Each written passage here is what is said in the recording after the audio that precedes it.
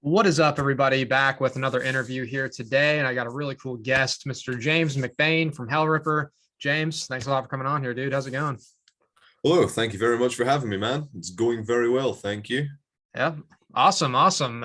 First question I gotta throw out there, man. What's the update, the status on the follow up to the Affair of the Poisons? I'm so close to finishing it. I've got 7 tracks, fully recorded instrumentally, with some vocals in some places, and then one more track to record fully. So I'm hoping it should be done either this month or next month. But as far as a release date, I've got no idea. Hopefully later in the year. I'm sure you've heard about all the vinyl, the manufacturing delays and whatever else. So I'll deliver it to the label in about a month or so, and then it's in their hands, and then we'll go from there. Awesome. Yeah. So is it pretty much same direction and style as all the previous stuff? I would say, yeah, it's still very much speed metal, but I would say there's a few new elements in there. There's in general, the song lengths are a bit have increased a little bit. There's more kind of going on, I guess. A lot more riffs, a lot more solos. I've tried to play around with the structure of songs a bit more. Yeah, it's still very much a Hellripper album, but yeah, there's some new elements in there that hopefully will surprise a few people and people will enjoy. Yeah. Awesome. So as far as like the recording goes, it's still all you doing all the instruments and everything? Yeah, everything's just me again, and I'll be sending it out to someone else for the mastering process. I'll be mixing it, but I usually like to get someone else involved in the mastering process just to kind of get a fresh set of ears at the very end to kind of put their like stamp on it, because yeah, by the time I get to the mastering bit, I'll be sick of hearing the album. I've been listening to it, like all the songs I've been just constantly listening all day, every day for the past months now. So yeah. As far as like you being the only one that records all the instruments and stuff, like going back to the beginning of Hellripper, is that something you originally planned on, or was it like a issue of not having band members near you that could do what you want, or how did that all come to be? Yeah, it was basically that. I didn't have any band members around where I lived at the time. I wasn't very involved in my local scene at that time. I was just starting to get involved with it.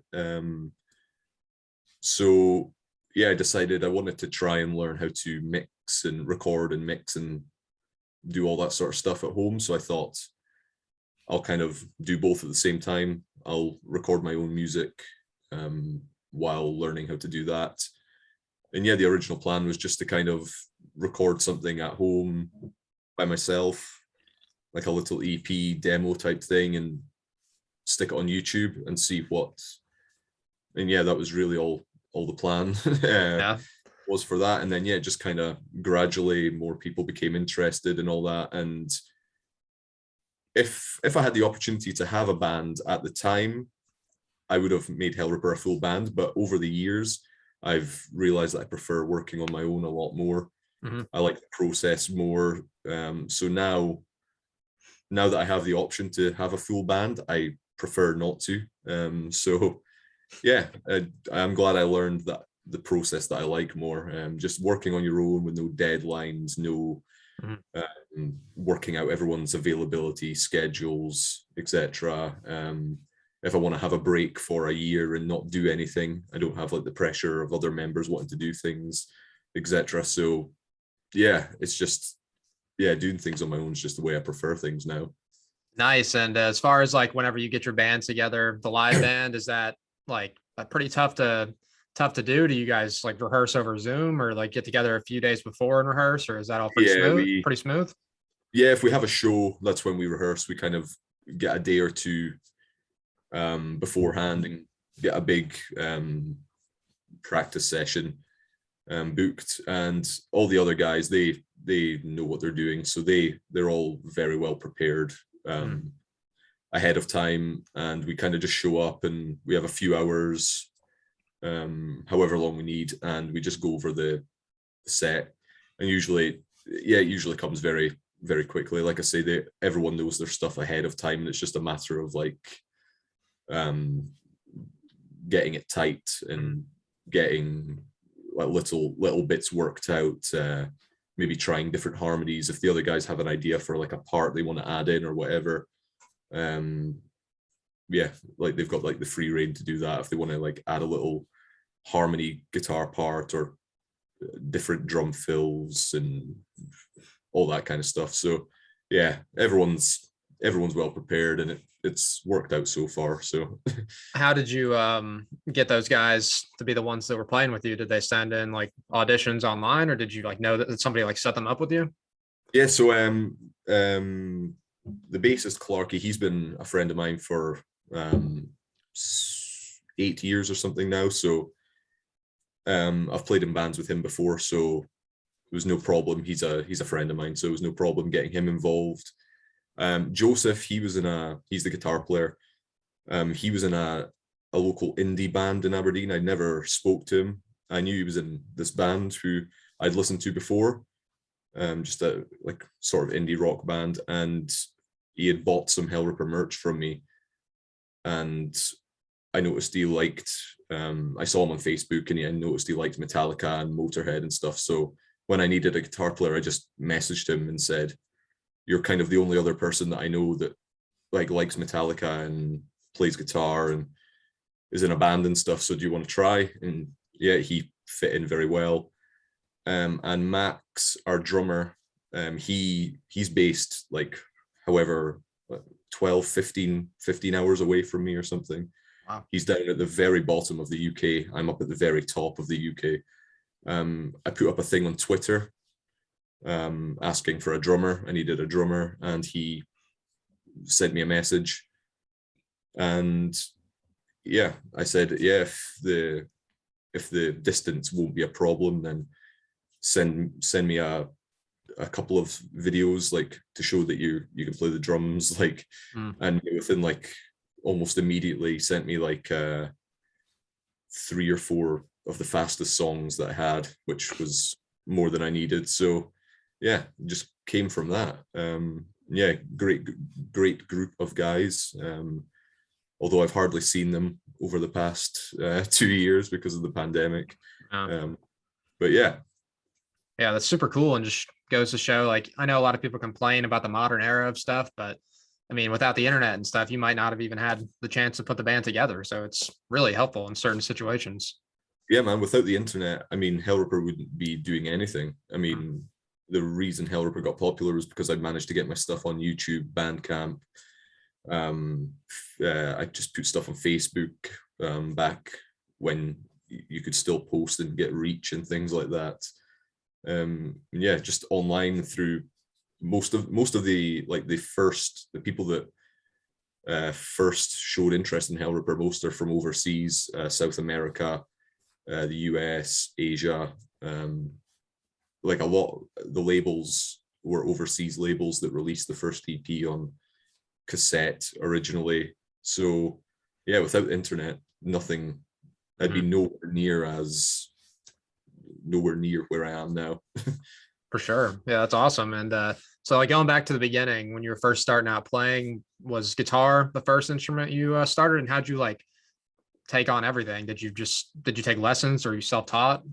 Yeah, just self-taught. With guitar, I had a few lessons, but I didn't like it at all. I didn't feel like I learned anything. It was like classical guitar lessons, but I didn't really enjoy it. So I knocked that on the head quite quickly. But yeah, it's just through YouTube tutorials. Again, the internet, the benefits of the modern age.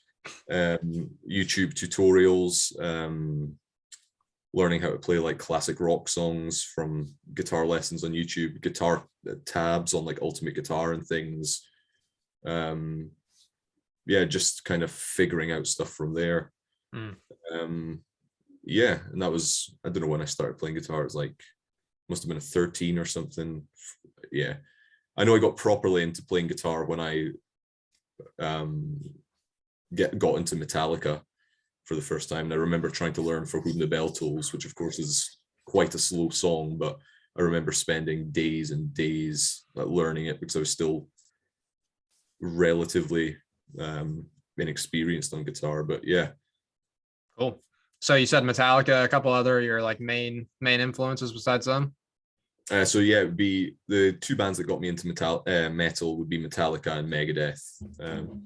First two metal albums I bought were Peace Sells and Justice for All.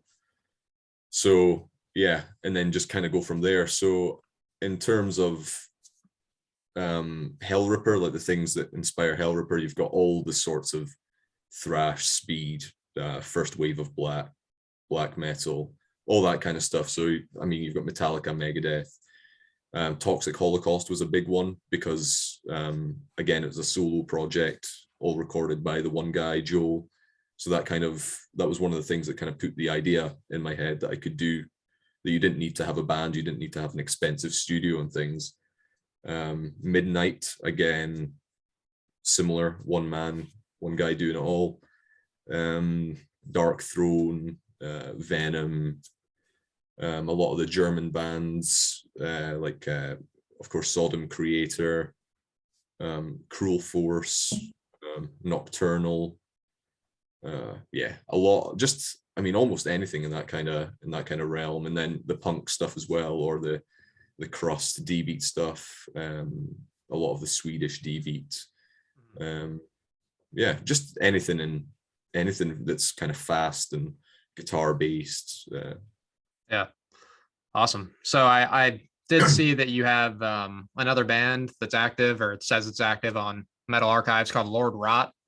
So that's like a more death metal style. And I see you got a Motley Crue shirt on there. Would you ever like make another side project potentially for like more like 80s traditional kind of sleazy hard rock metal type of stuff? Or you potentially ever do that maybe, or no? Yeah, I would. Yeah, I've got no objection to it. It would depend how well I could do it. I mean, I've got on my computer right now, I've got like folders. I've got like an idea for like 15 different projects that I want to do, but they all I start them and I kind of stop them and kind of gradually, like occasionally kind of update them and write something new. But I've got no objection. It would need to, I don't like to release anything that I'm not happy with. So it would depend on how well I could actually write and record that kind of stuff. I couldn't do the vocals for that kind of thing. So that would probably need to get someone else, unless I learn how to do some Vince Neil type stuff, but I feel like that's unlikely. But yeah, I'm open to doing almost anything. It's just, yeah, like Lord Rot. I was kind of making progress on doing quite a few things with that, but then Hellripper kind of became a priority because more opportunities came up with Hellripper, and I kind of got more into Hellripper. I started enjoying it the most out of them all, and yeah, it became kind of, yeah, like I said, just got more opportunities and kind of didn't have the time to just do random stuff all the time. So yeah, there'll be more projects. I'm hoping, my plan is to release some different stuff once I've recorded this album, the Hellripper album. So I'm hoping this year we'll see the release of a couple of other things that are non-Hellripper, depending on how it goes. Awesome. Yeah, definitely, that'd be cool. But so this next album, is it going to be, it's through Peaceville Records? Yeah, Peaceville. Peaceville again. Do you have any rough names or ideas for the name, or can you not say that at this point? Yeah, I've got everything sorted out, but yeah, I can't reveal anything at the moment. But yeah, everything, the cover art has been done for about yeah, at least half a year or something, maybe longer, I can't remember. But yeah, I've had the cover art, the album title, and most of the song titles are finalized. Just making kind of adjustments now to the last lyrics and final tweaks and stuff. So it's basically all ready to go. It's just I've got to finish the recording. Very cool. Awesome. Yeah, hopefully we get that sooner than later. And I hope so. Yeah, and like going forward, I know everything gets pushed back and delayed at this point and canceled. And like, what are the like any touring plans and dates set up right now for you guys this year? Yeah, at the moment we're in the middle of planning a UK tour and a European tour. Hopefully they'll go ahead. I think they will. It seems, I think by the time we're doing those, we've got summer for the UK and I think it's October for Europe. I'm hoping. I mean, we've been saying this for 2 years now, but yeah, hopefully they'll go ahead. Mhm. And then hopefully in 2023, I'm hoping the plan is to get to the US, but I've got no idea at the moment. I'm kind of just taking it day by day, seeing what happens and what will change with the release of the new album and when it will be released, because obviously things are a lot easier when you've got a new album out. You've got a bit of a buzz, you're promoting something. That's when you've got the most attention on you, the most press when a new album's out and stuff. So that helps with the touring side of things. So I've got no idea. It kind of, things kind of go hand in hand with each other. But yeah, there's definitely plans to tour and do stuff. But yeah, as soon as we can, we'll be doing stuff. Awesome. Yeah, looking forward to that. Hopefully, you guys do get to the US next year. But you guys did play a few shows towards the end of last year in England, yeah? We played Damnation Festival, and then we played a show with Primordial, Sewer, Fen, and the Infernal Sea, which was really cool.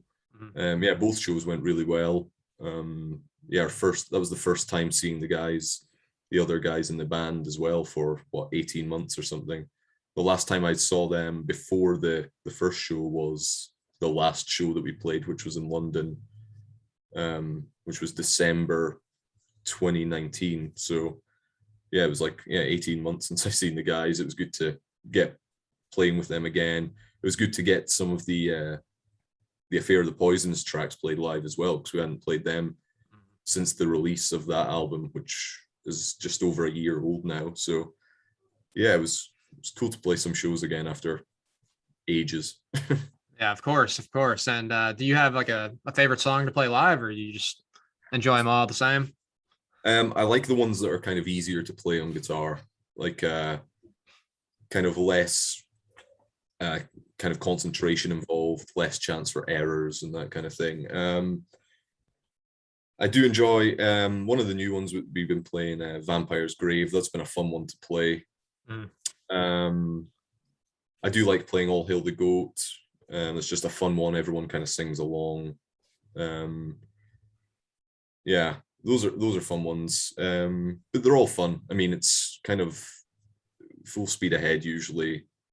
Our whole set is usually just kind of fast songs from beginning to end. So they're all kind of fun to play in that respect. Yeah.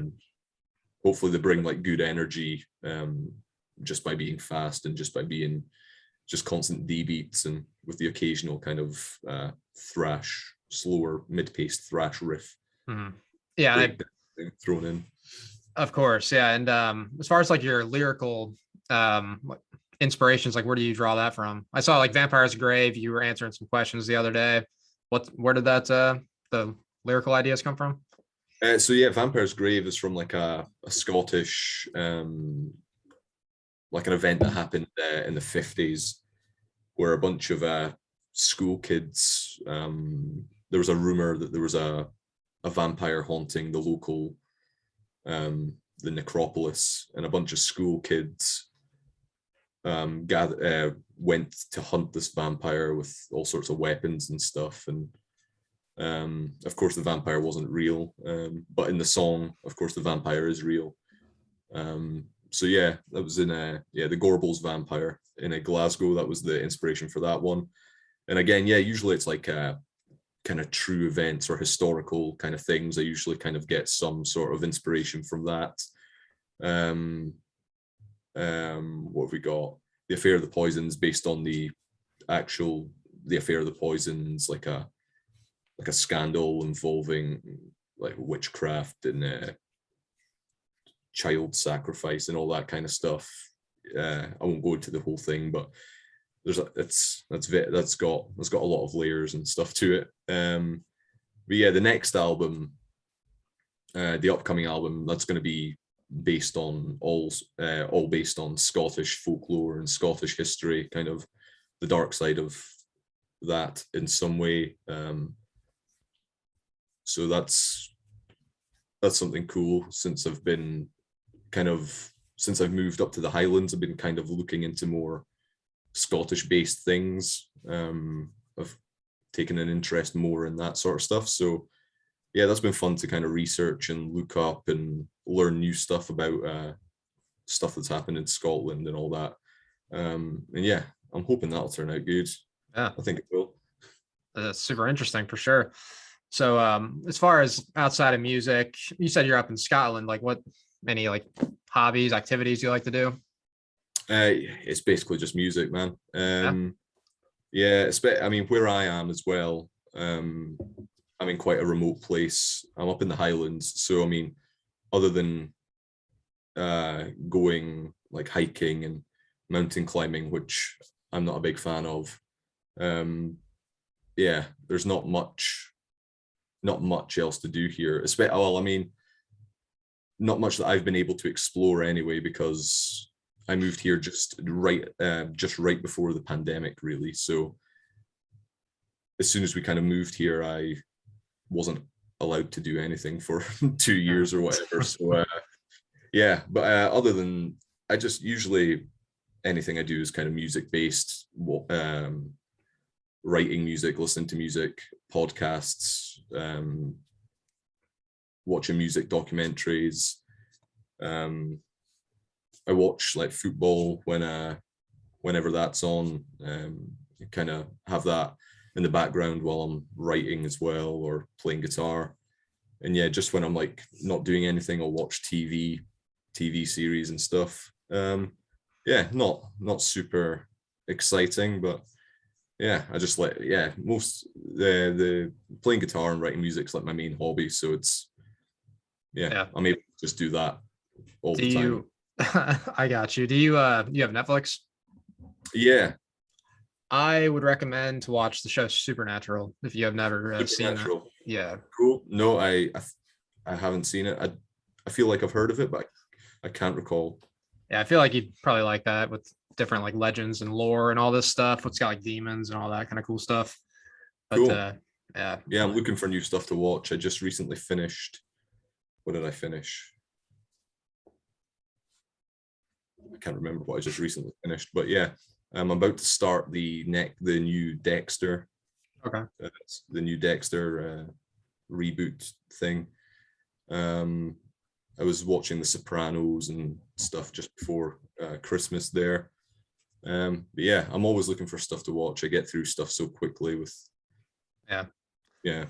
Well, yeah, Supernatural, it's got 15 seasons and like 300 episodes, so that would keep you busy, keep you busy for a while, and it's an hour-long show. Wow, that'll literally last a year with 300 episodes. That'll just for sure. Cool, I'll definitely check that out, man. Yeah. Awesome. And so up there in Scotland, how's it going for you guys? Like, is it backing off on the restrictions and stuff? Can you guys start to do stuff more now, or is it still locked down? Or yeah, we're allowed to do stuff now. I think there's still some restrictions. I can't remember what they've been changing the rules a lot, and there's different rules in Scotland and England. So there's different rules throughout the UK. So I think we're still under some sort of restrictions. I believe at the moment, because clubs, events are not allowed to have a certain amount of people at the moment. Again, we recently had to cancel a show in Glasgow. We're supposed to be playing in 2 weeks' time or something, but we had to cancel that because the restrictions wouldn't allow that many people in the venue or something like that. So there is some restrictions, but it's a lot better than it was back then. I mean, it feels like things are slowly getting back to normal. But yeah. What about you? It depends on what area of the country, because again, it's like so big. But in my area, in like the southeast, it's pretty lax. Like there's not too many restrictions in my particular area, which is kind of near Atlanta, Georgia. Okay, yeah, So it's getting mostly back to normal around here. yeah. Are you allowed shows and stuff? Yes, Yeah, there's been shows going on pretty frequently over the past couple of months. So nice. Yeah, that's cool. yeah, and so one more question about Scotland. I'm not super familiar with the geography of it, but how far away are you from? I gotta ask Loch Ness.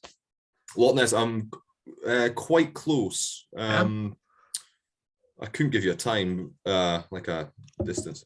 Let's see. I'll Google it. have you been? And I've passed it. I don't think I've like full on went there. But I've passed it. Yeah, I'm about 1 hour 20 minutes away from the Loch Ness. But I've never been there actually. Yeah, That I can remember. is the Loch Ness monster real? Oh, of course, Yeah. Oh yeah. of course, man. Cool. So if anybody was going to visit Scotland, like what's like a unique food or like cool food you got to try that you would recommend? Anything? A unique food. I mean, I don't know how unique it is, but I would suggest a deep fried Mars bar, of course. I have no idea what that is. Oh, what do you call them in America? Is it a Milky Way? Oh, Milky Way. Okay. Or I can't remember. Or do we call them? It's again. Let's Google it. Do you have Snickers? Snickers. Yep. Yeah. Snickers. Okay. So it's a Snickers, but without the nuts. Okay. That's basically Milky Way. Okay, yeah. So it's just that, but deep fried. Wow.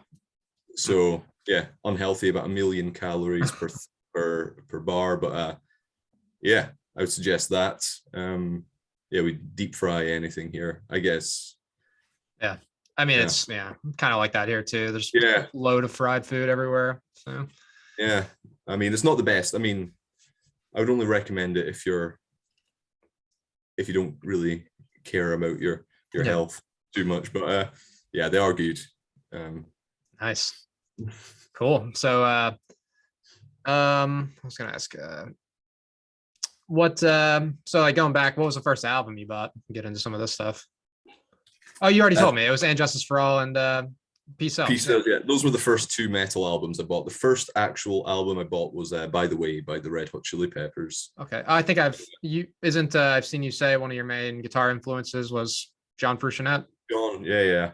Okay. Red Hot Chili Peppers, one of my favorite, still my favorite band of all time. Oh. But yeah, that was the first album I bought, and then yeah, Metallica and Megadeth. Those two were the first metal albums. And the first extreme metal albums I bought were Bloodbath, Fathomless Mastery, and Evisceration Plague by Cannibal Corpse. Nice.